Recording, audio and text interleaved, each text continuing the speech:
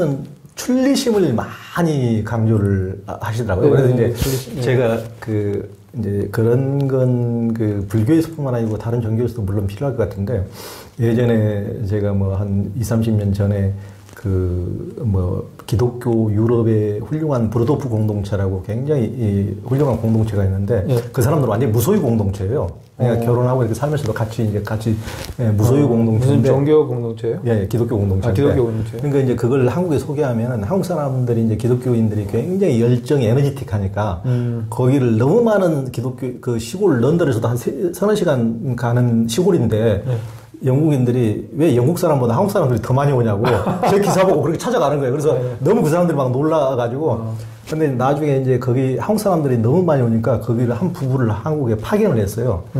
한국 사람들 무슨 일인지 왜 무슨 일로 이렇게 우리 공동체 이렇게 많이 오는지 한번 알아보고 와라고 1년 동안 한번 살아보라고. 그랬더니 그분들이 이제 살 때 저하고 식사를 몇 번 했는데 그분들이 하시는 얘기가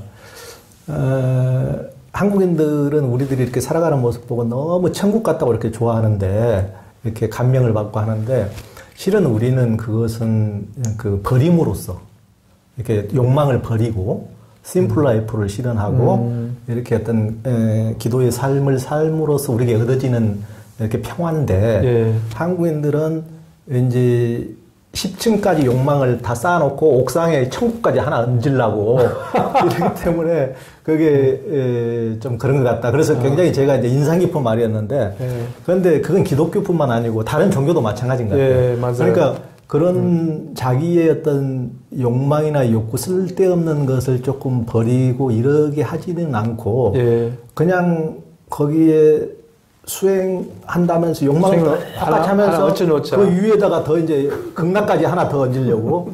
그러니까 이제 돈도 벌고 극락도 가자. 그러니까 그렇게 다 하려고 그러니까. 근데 실은 제가 출리심이 별로 없어가지고 말하기가 좀 그렇네요. 근데 출리심 있는 사람은 별로 없어요. 근데 저도 출리심 약해요. 근데 출리심이 왜 이렇게 중요합니까? 스님 굉장히 근데 한국 불교는 출리심을 별로 얘기를 많이 안 하거든요. 그렇죠. 출리심 얘기하고 또 한국 불교에서는 포기 같은 걸 얘기하는데 남방 불교만 해도 포기를 굉장히 강조하더라고요. 포기. 포기. 그렇죠. 그러니까 남방 불교의 그 핵심이 출리심이에요. 그렇죠. 그러니까 그런 출리심이 왜 그렇게 중요합니까? 출리심이 유익하기 때문에. 유익하기 때문에. 왜 그러냐면 이렇게 우리가 원하는 것은 행복이잖아요. 근데 이제 돈을 이 생을 위해서 사람들은 이제 여전히 수행을 배워도 아니면 출가를 하더라도 심지어 출리심이 약해요. 그리고 이 생에 대한 관심이 너무 많은 거예요. 특히 이제 우리나라 명예 때문에 사람들이 미쳤잖아요, 진짜로. 그런 근데 명예를 가져도, 제 말은, 그러니까 부처님 말씀은 명예를 가져도 이게 이익이 없다는 거예요. 오히려 명예 때문에 망하죠. 명예를 집착을 해서, 여러 example이 있잖아요. 이 명예를 이룬 사람, 명성을 이룬 사람, 그 다음에 뭐가 따라와요? 불명예가 따라오죠. 그렇죠. 아니면 질투 또, 시기 질투. 그렇죠. 또 이제 명예 자체는 나쁜 게 아니에요. 그렇죠. 근데 명예나 명성을 가지면 집착이 생겨요. 너무 좋아해요. 그렇기 때문에 또 무슨 불명예나 무슨 뭐가 오잖아요. 그럼 망가지고 무너지고 굉장히 괴로운 거예요. 그래서 왜 명예를 갈망하냐 이 말이죠. 왜 명예를 그렇게 좋아하고 추구하고 이렇게 그런 것이 왜 그렇게 중요하냐. 결과는 안 좋은데. 그래서 결과는 고통인데 오히려. 그런 것을 봐라. 돈도 마찬가지라. 돈도 돈을 가져서 행복한 게 아니잖아요. 돈을 가지면 더 집착이 많아져요. 이렇게 그렇지 않을 것 같죠. 우리 가난한 사람들, 물론 조영 기자님은 모르겠는데 저 같은 가난한 사람은 돈만 있으면 이제 다 해결될 것 같은데 아니에요. 그냥 돈이 생겨도 우리가 많이 베풀고 만족해지고 그렇지 않거든요. 또 인색함이 없어지고 그렇지 않거든요. 오히려 더 인색해지고 더 집착이 많아지고 더 이렇게 부족해요. 그래서 돈이 많아도 가난하게 사는 대부분 가난해요, 마음이. 그러니까 이런 것이 부질없고 유익하지 않다는 거예요. 그리고 우리 죽을 거예요, 어쨌든. 안 죽으면 이제 이런 걸 해야 돼. 이런 거 돈 벌어야 돼, 명성, 이게 중요해요. 좋은 아파트. 근데 죽을 거예요. 때가 되면 그때는 이게 부질없다는 거 알아요. 그때는 이제 이게 허망한다는 거 알아요. 미리 알아두자. 어차피 죽을 거니까. 죽을 때 가져갈 수 있는 유일한 것은 이제 자기의 그 수행이에요. 업이에요. 이렇게 선업, 이렇게 악업 다 가져가는데, 그래서 그래서 죽을 때 가져갈 수 있는 거, 여기에 이렇게, 투자를 하자. 이게 출리심이거든요. 그래서 우리가 유익하게 이 남은 인생을 이렇게 자기한테 진짜 도움이 되는 이 유익하고, 그리고 이제 그게 바로 마음 공부를 마음에 두고 어떻게 하면 이제 이 생에서 그 마음을 닦을 수 있고 뭐 이렇게 뭐랄까 이렇게 번뇌로부터 좀 자유로워지고 이렇게 더 선한 사람이 되고 더 깨어있게 될 수 있을까? 여기에 출리심은 관심사를 바꾸는 거예요. 엉뚱한 데 관심을 두는 마음을 자꾸 해탈로 또한 수행으로 이렇게 향하게 그렇게 이제 하는 것이 출리심인데, 근데 출리심을 갖기 위해서는 불교 기초를 배워야 돼요. 이런 고사상, 사성제, 이럴까 이렇게 인과업, 죽음, 무상과 죽음 이런 기본 불교 사상을 배우면 그럼 이제 마음을 이생으로부터 해탈로 이렇게 돌리게 되죠. 네. 그러니까 우리가 어떤 그 수행이나 이런 것은 수행한다는 것은 삶의 방향을 어떻게 보면 전환한다는 건데, 우리가 기존의 마음의 습관대로 탐진치를 추구하면서 살았지만은 우리 머릿속에 굉장히 고통이 가득하고 어떻게 보면 우리 방 안에 독가스가 너무나 많이 가득한 것처럼. 독가스가 뭐예요? 독가스 돈가스? 포이즌. 독가스. 독가스. 독가스가 가득한 것처럼. 돈가스도 포이즌인가? 그런 것처럼. 그러니까 여기에 그 맑은 공기가 들어오기 위해서는 창문을 활짝 열어야 되잖아요. 네. 그래야 우리가 이제 다른 게 들어올 수가 있고, 우리가 여기를 방을 비워야 이렇게. 그러니까 출리라는 것은 비움인 것 같아요. 그러니까 너무 기존의 어떤 탐진치, 욕심으로 가득 차 있는 그 공간에는 비움이 없으면 아무것도 들어올 수가 없잖아요. 새로운 것을 우리가 이제 꿈꾸는데, 더군다나 평화라든가, 해탈이라든가, 열반이라든가, 환희라든가, 이런 수행의 공덕을 기대하는데, 그리고 기존의 탐진치로 꽉 차 있는 곳에는 다른 게 들어올 여지가 없으니까. 맞아요. 그러니까 이제 비움의 과정이 출리심이 아닌가 싶습니다. 맞아요. 수행이란 고통을 없애는 게 아니고, 영수님은 받아들이는 것이라고 했어요. 고통 없애는 게 아니고. 근데 보통 불교의 목적은 이고등락. 또 한자 성어 나오니까 스님 또. 이고등락? 이고등락 들어보셨어요? 그러니까, 이거 한자. 그러니까 고통을 벗어나서. 이가 벗어날 이자. 그러니까. 등락은 알겠어요. 등락은 행복을 얻는 거, 락을 즐거움, 행복을 얻는 거. 보통을, 그러니까 불교의 목적은 이고 등락이라고 보통 하는데. 그렇죠. 왜 고통을 받아들이라고 하셨습니까? 이고 등락을 하는 할 수 있는 방법이 바로 받아들임이기 때문이죠. 네. 그래서 그게 이고 할 수 있는, 그러니까 고통으로부터 벗어나는 방법이, 그러니까 이렇게 거부를 하면 오히려 고통이 이렇게 더 이렇게 더 세게 와요. 그래서 받아들이면 고통이 이렇게 없어진다는 거죠. 그래서 받아들임이 이제 이고 등락의 길이죠. 불교가 이고 등락이에요. 이렇게 고통으로부터 벗어나고, 그래서 본성의 평화와 익숙해지고, 그렇지만 그 방법은 이제 받아들임이죠. 방법은 수용. 그러니까 굉장히 이게 이제 사람이 살아가는, 수행뿐만 아니고 사람이 살아가는데 가장 중요한 요소인 것 같습니다. 그러니까 이제 사람이 이제 바꿀 수 있는 것과 바꿀 수 없는 게 있잖아요. 바꿀 수 없는 것은 자기가 부모도 바꿀 수가 없는 것이고, 자기가 만약에 이제 성장기가 지났으면 자기가 키도 바꿀 수가 없는 것이고, 그러니까 요즘에는 뭐 성형이 받다해서 좀 페이스업도 하긴 하는데, 페이스업도 하긴 하는데, 물론 이제 대부분 이제 골격도 바꿀 수가 없는 거고, 바꿀 수가 없고, 어떤 신체적인 장애도 심하면은 많이 바꿀 수가 없는 거고. 그렇죠. 이제 그런데 바꿀 수 있는 것과 바꿀 수 없는 것이 있는데, 만약에 바꿀 수 없는 것에 대해서 왜 나는 저런 부모 밑에서 태어났지? 왜 내 부모는 굉장히 뭐 부자 재벌이 아니고 왜 돈도 없는 저런 부모야? 이런 식으로 바꿀 수 없는 것에 대해서 그것을 받아들이지 않고 거부하면은 그게 가장 일차적으로 평생 그 괴로움을 당하는 사람은 자기 자신이잖아요. 맞아요. 그러니까 그것을 받아들였을 때 가장 큰 혜택이 자기 자신이 되는 건데 그렇죠. 그게 굉장히 삶에서 너무 중요한 것 같아요. 그럼요. 그럼요. 핵심이죠, 핵심. 맞아요. 그 티베트는 파드마 삼바바의 사자에서 요즘 사자에서가 굉장히 인기인데 그리고 이제 저도 얼마 전에 그 제 93세 되신 어머니하고 죽음에 대해서 이렇게 얘기를 나눠가지고 이제 유튜브에 이렇게 그 자연스럽게 저희 어머니 유튜브가 뭔지도 모르거든요. 이제 어머님하고 유튜브 찍었어요? 아니 그래 둘이 그냥 자연스럽게 얘기한 걸 그냥 핸드폰으로 이렇게 찍어가지고 죽음에 대해서 둘이 얘기했어요. 죽음에 대해서 얘기한 걸 유튜브에 나오고 그래요? 굉장히 많은 사람들이 굉장히 너무 감동받고 왜 그러냐면 이제 그러니까 이 티베트 사자에서 이게 너무 훌륭하고 좋은데 자기 부모님도 이렇게 죽음에 대해서 준비하면 좋겠는데 죽음에 대해서 얘기하기가 곤란하잖아요. 저도 조금 곤란했어요, 처음에는. 우리 아들이 내가 너무 오래 살아서 좀 일찍 죽길 바라는가? 죽으라는 말이에요? 나좀 이렇게 받아들일까봐 약간 처음에는 조금 주저가 되더라고요. 그런데 저도 이제 그런 과정이 한 10년 정도 필요했어요.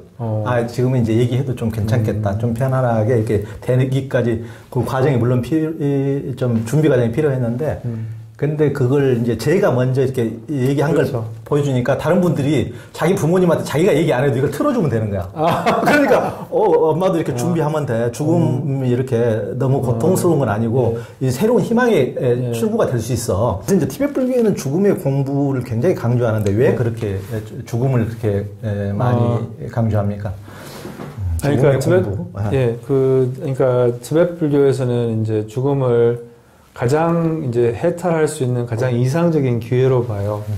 그래서 그게 뭐냐면 이제 아까도 말했지만 저번에도 말했지만 이제 이렇게 모든 것이 이렇게 벗겨지기 때문에 그래서 그때 이제 본성의 빛을 지나가고 또한 이제 그 본성의 빛을 알아보지 못하면 이제 또 그게 이제 나오거든요. 그 49일 동안 이렇게 헤매는. 또 거기서도 해탈이 어렵지 않다고 해요.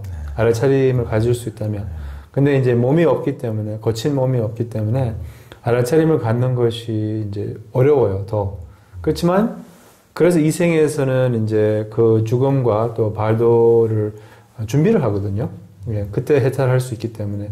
발도에서는, 그 업이 이렇게 좀 굉장히 유연하다고 해요. 지금은 이제 거친 몸이 있기 때문에 변하기가 어렵거든요.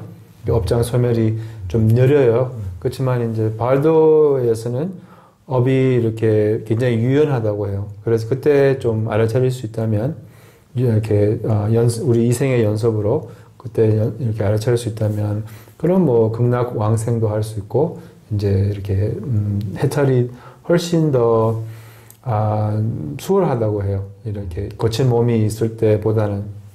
그리고 보통 이제 이렇게 거친 몸을 벗고 나서 이렇게 알아차림의 시기 한 7배인가로 더 이렇게 신통.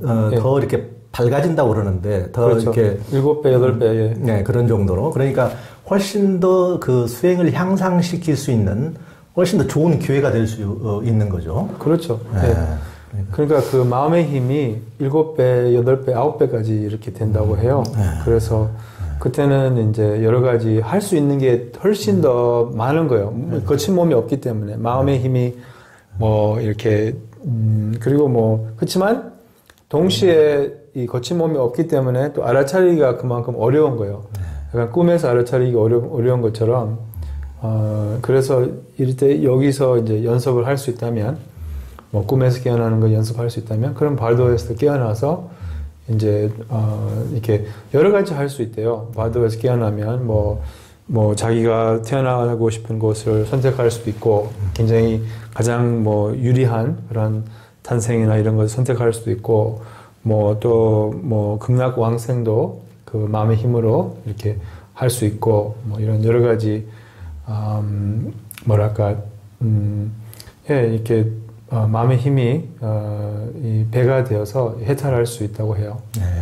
그러니까 이제 중음기에서 훨씬 더 해탈의 기회가 7배에서 9배 더 상승한다고 그래서 나는 이제 사는 데는 귀찮으니까 수행 안 하고 이제 죽을 때 해야지 하고 아껴두지 마시고 그렇게 살아서 명상하지 않는 사람들은 훨씬 더 그것을 기회를 놓칠 가능성이 훨씬 더 그럼요. 다 놓쳐요. 명상하지 않으면. 높기 때문에 이렇게 살아서 마음의 힘을 이렇게 마음의 힘을 기른 사람이 그때 그 정광명을 정확히 캐치할 수가 있기 때문에 그렇죠. 살아서 명상이 굉장히 중요한 것 같습니다. 그래서 저도 이렇게 명상을 이제 하고 그러면은 저는 그걸 굉장히 중요한 것을 제 나름대로 캐치를 했는데 그게 죽음 이후에 티베트 사자에서 말하는 것이 우리의 삶의 과정과 똑같다고 제가 느꼈거든요.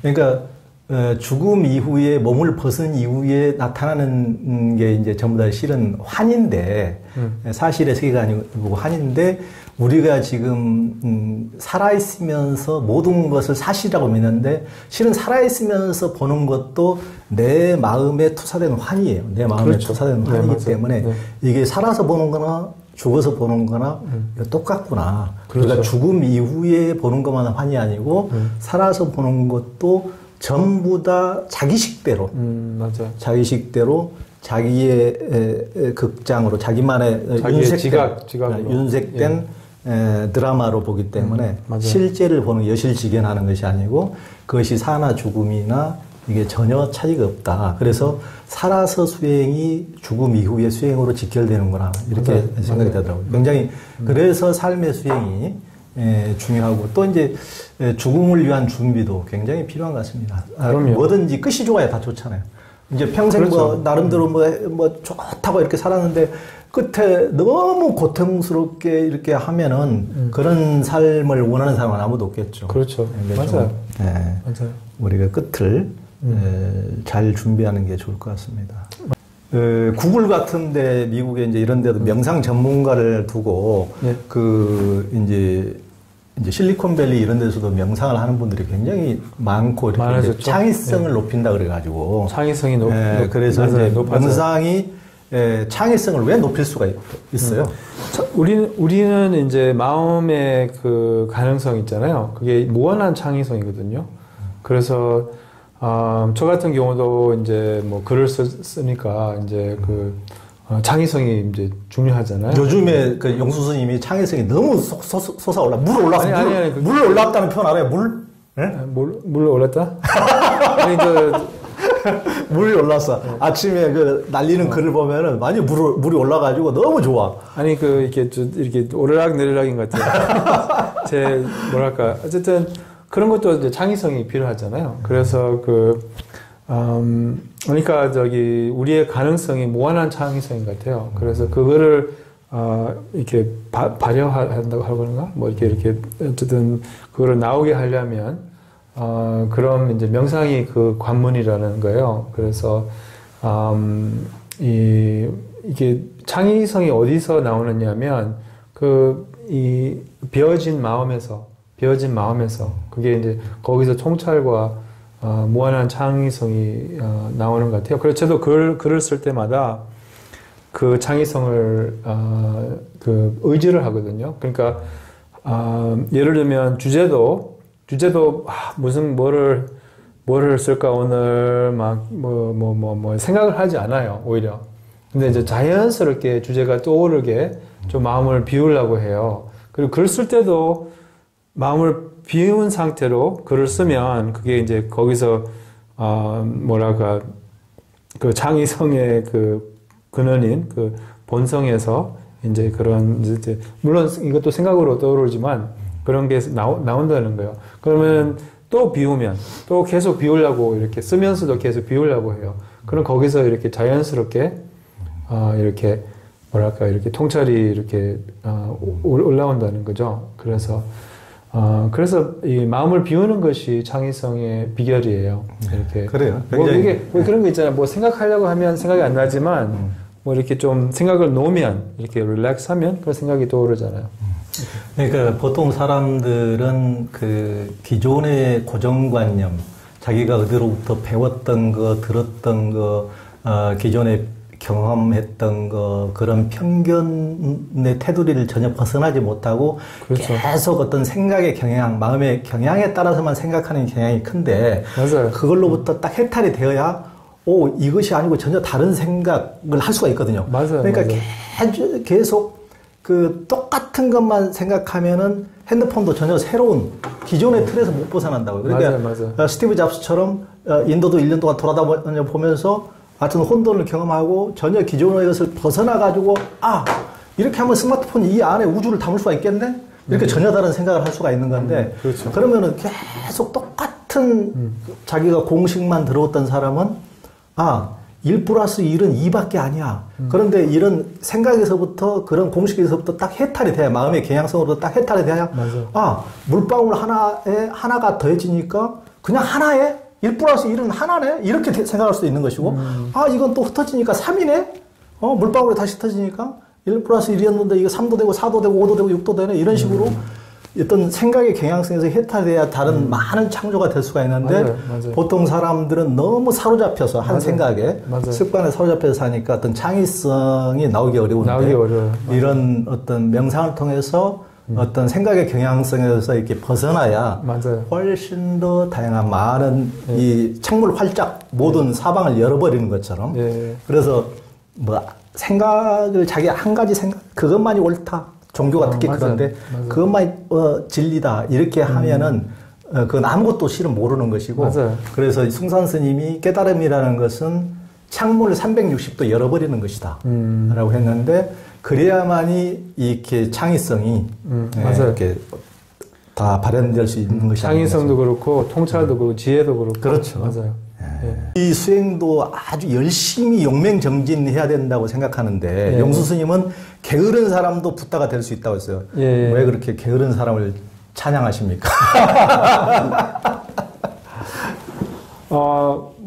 그러니까 그 노력의 길이 있고 이제 노력파가 있고 그리고 이렇게 뭐라 하지? 릴렉스파가 있어요. 릴렉스파. 게으른 사람을 미화하는 파. 그러니까 미화요? 미화가 뭐죠? 이렇게 이쁘게 찬양하는 거, 이렇게 찬양하는 칭찬하는 거. 그렇죠. 그 속체는 또 게으른 자의 길이라고 하거든요. 그러니까 이렇게 막 노력해서 이제 나아지고 뭐 그렇게 할 수도 있지만 아니면 그냥 받아들여서 이렇게 자연스럽게 나아지는 그 길이 더 빠르다고 하거든요. 그래서 그래서 이게 이제 저는 왔다 갔다 해요. 노력파 하다가 이제 노력파가 또 안 되잖아요. 우리 다 노력파 해봤잖아요. 됩니까 그게? 올해는 안 되죠. 올해는 안 되죠. 그래가지고 또 다시 이제 또 뭐 이렇게 약간 양극단에 이제 노력하다가 또 막 완전 게으름뱅이 되다가 그렇게 그건 안 좋죠. 그러니까 이제 저도 노력을 해봤는데 노력도 해보고 노력파도 되고 근데 이제 릴렉스파는 약간 받아들임 이렇게 그 뭐랄까 깊은 깊은 만족 이렇게 그러니까 그 깊은 멈춤 이렇게 그게 이제 훨씬 더 빠르고 그리고 이제 이 멈추면 이 뭐랄까 만족을 하면 그럼 우리가 그 평화가 있어요. 그 평화가 있어요. 그래서 그 평화가 우리가 원하는 건데 우리가 노력해서 많이 달라져서 평화를 얻을 수도 있고 아니면 그냥 모든 이제 이런 나아지려고 하는 또 이렇게 부족하다고 생각하는 뭐 이런 것을 몽땅 버려서 부담을 내려놓으면 그럼 이미 도달한 거예요. 그러니까 그게 약간 이제 그 티벳 명상의 길이거든요. 이렇게 티벳 명상은 행복으로 가는 게 아니라 이제 행복과 함께 하는 거예요. 그 내려놓음 속에 있는 평화와 그래서 이렇게 그래서 가는 길 자체가 행복이라고 가는 길 자체가 깨달음이고 그래서 이제 또 지극히 저는 게을러요. 그래서 그냥 원래 이게 성격이 좀 게을러요.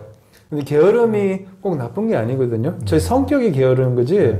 근데 게으름을 잘 알아차리면 유용할 수도 있어요, 사실은. 그렇죠. 그래서 게으름이 꼭 나쁘다고 생각하지 않는데 어쨌든 그 뭐랄까 이렇게 이게 자뻑일 수도 있지만 게으른 이유는 이제 머리가 좀 괜찮아요. 머리가 잘 돌아가기 때문에 머리가 안 돌아가면 게으를 수 없잖아요. 그렇지 않아요? 그래서 둘 다 그러니까 머리 잘 돌아가고 부지런을 하면 그럼 이제 천재죠. 그러면 이제 대박 나는데 어쨌든 다나반 전사님이 그러셨거든요. 당신은 이제 머리가 좋다고 근데 게으르다고 이제 이제 물론은 지금은 안 게으르시지만 그렇게 젊었을 때 아니 모르겠어요. 제가 왜 게으른지 좀 성격인 것 같은데 어쨌든 이게 좀 자뻑인가 하여튼 그러니까 그 게으름 자체가 꼭 나쁜 게 아니라고요. 그러니까 잘 수용을 하면 게으름을 약간 승화한다고 할까 이렇게 잘 활용할 수 있어요. 게으름도 이렇게 잘 알아차리면. 그래서 이제 게으른 본질은 바꿀 수 없어요. 이렇게 타고난 거는 잘 바꿀 수 없지만 활용하는 것은 잘 활용을 할 수 있다고 생각해요. 그래서 그래서 막 열심히 수행하고 계율을 엄격하게 잘 지키고 그러면 이제 오만해요, 사람이. 그래서 이렇게 오만할까? 아니면 게으르고 좀 쉬엄쉬엄 하고 겸손하거든요, 그러면. 아니, 저는 게으른 사람이 제일 부러워요.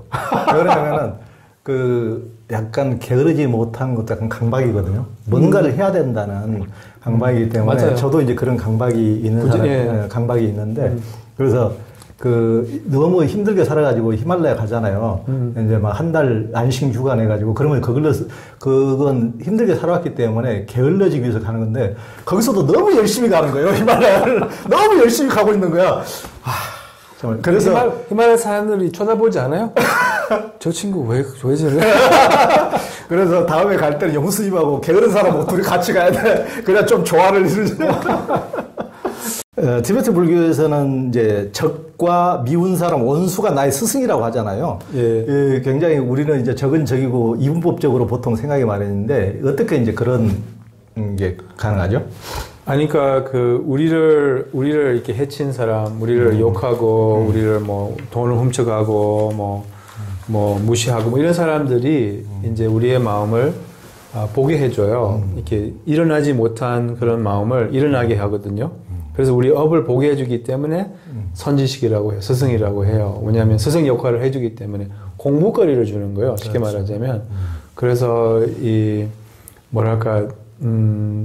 그래서 그냥 그런 사람들이 뭐 원수라고 할 수 있지만 이제 그런 사람들이 우리가 내려놓음을 배우게 하고 또 용서를 배우게 하고 또 자비심을 배우게 하는 정말 이제 소중한 역할을 하는 스승이라고 볼 수 있어요. 이제 그런 사람으로 인하여 마음이 변하면 진짜 뭐 감사한 마음이 올라오거든요. 그런 사람에게. 그런 사람이 일부러 그렇게 한 건 아니지만 그렇지만 제 마음을 이렇게 변하게 하니까 감사한 그런 스승이 이제 되고 그 사람은 여전히 또 그 사람의 이제 아집으로 고통을 받고 있으니까 너무 안 됐고 또 감사한 마음이 이렇게 올라와요. 마음 공부를 할 수 있다면 그 사람 덕분에. 그런 것 같아요.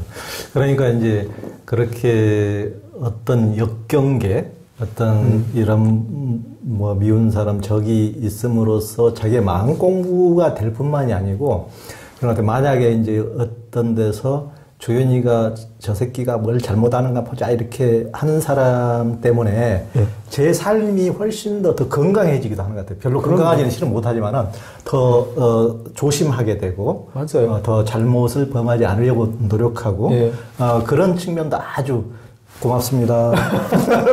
그런 사람이 없으면 우리 너무 게으르고 동기부여가 없어요. 그런 사람이 동기부여가 되는 거예요. 그렇죠. 티베트 불교는 우리가 이제 떨치레에 쓰는 분노나 또 성에너지 이런 것을 수행의 힘을 키우고 해탈하는 데 사용한다고 그러죠. 보통 경우는 뭐 분노는 무조건 나쁜 거, 또 성에너지는 무조건 천한 거, 수행에 대해서 가장 방해되는 거 이렇게 하는데 티베트 불교는 이렇게 보통 부정적이라고 생각하는 에너지를 가장 긍정, 해탈을 위한 자원으로 리소스로 사용한다는 데서 굉장히 큰 장점이 있는데 어떻게 그걸 쓸 수가 있는 거죠? 아니, 그러니까 그 모든 것을 이제 수행으로 삼는다는 이제 뜻으로 그 번뇌를 이제 수행으로 삼는 번뇌 자체는 또 지혜라고 하거든요.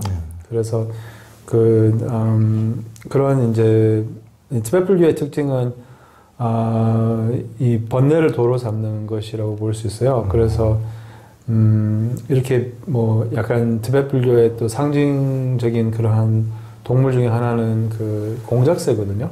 공작새는 이제 독을 먹을 수 있기 때문에 독을 먹으면 오히려 그 깃털이 더 화려해진다고 해요. 독을 예, 독뱀을 먹어요. 독뱀을 이렇게 잡아서 먹고 독을 소화할 수 있다는 거예요. 그게 이제 그게 티베트 불교거든요. 독을 이렇게 소화하는 거, 독을 요거로 삼는 거, 약으로 삼는 거. 그래서 그런 이제 그런 원리이고요. 그러니까 분노를 통하여, 분노를 알아차림으로 인하여, 이제 집착을 알아차림으로, 이제 그게 지혜를 갖게 된다는 거거든요. 그래서 지혜의 재료는 번뇌라고 해요. 그래서 이게 좀 독특한 티베트 불교의 그 사상인데, 뭐 선불교하고도 비슷한데, 어쨌든, 근본 불교는 약간 독을 이렇게 뿌리채 뽑는 거예요. 뭐 예를 들면. 그리고 대성불교는 그 약을 뿌리는 거예요. 뜨거운 물을 뿌리는 거예요, 독에. 그리고 이제 약간 대성불교는 이렇게 탈바꿈하는 그런 길이라서, 그리고 이제, 근데 티베트 불교는 그 독을 약을 먹는 거예요. 약으로 삼는 거. 그래서 이제, 네, 그래서, 각 이렇게 번뇌마다 지혜가 있어요. 뭐, 분노는 거울 같은 지혜, 집착은 뭐 구별하는 지혜, 뭐 이런 질투는 활동적인 지혜, 이렇게 이런 지혜들이 이제 그게 실체라고 해요. 그 번뇌의 실체. 네. 그러니까 티베트 불교 보통 이제 저희가 그 히말라야 트레킹 하러 그 에베레스트 쪽에 kumbu 히말라야도 올라가 보고 또 안나푸르나도 한 바퀴 돌 때도 이제 곰파 티베트 사찰들이 나오면은 그런 데는 뭐 한국에서는 무려 상상할 수 없는 항상 여성을 이렇게 부처님이 꼭 껴안고 있는 이런 게 있잖아요. 어떤 성적인 에너지를 이렇게 승화시키는 이런 부처들이 이렇게 거기 가면 많은데 그래서 이제 그런 밀교 수행을 전부 다 이제 그런 식으로 사람들이 좀 오해하기도 하기도 하는데 그렇죠. 그런 어떤 그런 성적인 에너지를 이렇게 승화시키는 그게 이제 밀교 수행이 또 좀 항상 그게 또 부처님이 모셔져 있고 그런 불상들이 있고 그거는 이제 어떤 원리에 의해서 그렇게 하는 거죠? 이제 옛날에 인드라 부티라는 왕이 이제 부처님께 여쭤봤어요. 이렇게 당신처럼 해탈하고 싶다. 그럼 부처님께서 그럼 출가하라. 그래서 인드라 부티 왕은 이제 우리는 출가할 수 없다. 나는 출가할 수 없다. 이렇게 출가를 못하는 사람들에게 어떤 해탈할 수 있는 방법이 없냐. 그래서 그 밀교를 가르치셨대요. 그래서 밀교에서는 티베트 불교에서는 이제 그 밀교잖아요. 그 티베트 밀교에서는 이런 집착을 버리는 게 아니라 근본 불교에서는 집착을 버려야 되거든요. 약간 집착을 일어나게 하면 안 되고 뭐 이런 환경을 중요시 여기고 계율을 엄격하게 지키고 이제 티베트 불교에서는 그런 집착을 통하여 이제 깨우칠 수 있다는 거예요. 그런 이제 그런 뭐 성적인 에너지도 에너지뿐이거든요. 성적인 에너지는 우리의 원기라고 그렇죠. 볼 수도 있어요. 그렇죠. 그게 이제 그 나쁜 것이 아니에요. 이제 그래서 그래서 모든 것을 약간 좋게 봐요. 우리 티베트 불교에서는. 그래서 모든 것이 해탈의 길로 보고 그래서 그것으로 인하여 이제 그것을 알아차림으로 인하여 이제 그 실체를 이 공한 본질을 이렇게 깨닫게 된다는 거죠. 그래서 그것을 이렇게 온전히 이렇게 수용을 함으로써 그래서 그걸 어떤 것도 이렇게 잘 알아차리면 업이 되지 않고 저 같은 경우도 이런 감정을 이렇게 많이 알아차려서 마음의 변화를 많이 봤거든요. 그래서 그 감정이나 분노나 되게 감사해요. 그런 집착이나 그런 질투나 이런 번뇌가 없었으면 제가 성장하지 못했을 거예요. 그래서 근데 이제 처음부터 잘하지 못하거든요. 분노도 처음부터 잘 알아차리지 못해요. 근데 이제 점점 이게 분노에서 배우는 게 많아요. 이렇게 실수도 하고 처음에는. 근데 이제 배울 수 있는 사람이 성장을 해요. 근데 계속 배우지 못하고 같은 실수를 하는 사람 있잖아요. 같은 반복적으로 분노에서 교훈을 놓치는 거예요. 그래서 분노에서도 집착에서도 어떤 상황에서도 교훈을 얻을 수 있다면 그럼 성장할 수 있어요. 예. 그러니까 보통은 이제 불교 수행을 오해해서 만약에 무슨 번뇌를 없앤다, 생각을 없애는다. 생각이라는 것은 이제 물론 일심으로 수행을 해서 끊어지는 견철을 어떤 체험을 하고 삼매를 체험할 수 있는 이제 수행이 당연히 있긴 한데 보통은 이제 그 사람의 어떤 사유하는 것이 인간의 기본적인 것인데 계속 그 생각 자체를 없애려고 하면 그거 자체로 평생을 그냥 허비해 버린다든가.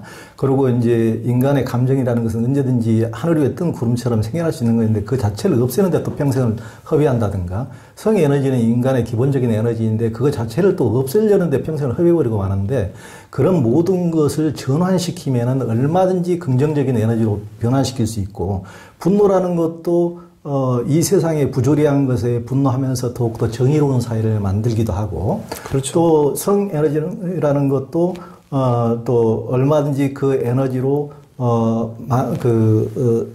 가족과 사랑을 나누기도 하고, 또 그 에너지를 승화시켜서 많은 사람들에게 또 선행 공덕을 베풀 수도 있는 것이고, 그 수행의 원천으로 또 힘을 또 활용할 수 있는 것이고, 그래서 모든 것을 이제 서구의 이분법적인 사고로는 좋고 나쁨으로 하는데 동양에서는 음양의 원리 손바닥 밑은 나쁘고 위는 좋고 그런 게 아니고 양면이기 때문에 이것을 얼마나 좋은 쪽으로 활용하면 우리에게 우리나 모든 세상 사람들에게 보탬이 될 수 사용할 수 있는 거니까 그럼요. 그런 쪽으로 모든 이런 것들을 좋은 쪽으로 사용할 수 있는 것이 수행의 진정한 힘이 아닌가 싶습니다. 그게 이제 티베트 불교에서 하여튼 분노라든가 성 에너지를 이렇게 활용할 수 있는 방법들을 제시해 놓은 것은 저는 정말 좋은 것 같아요.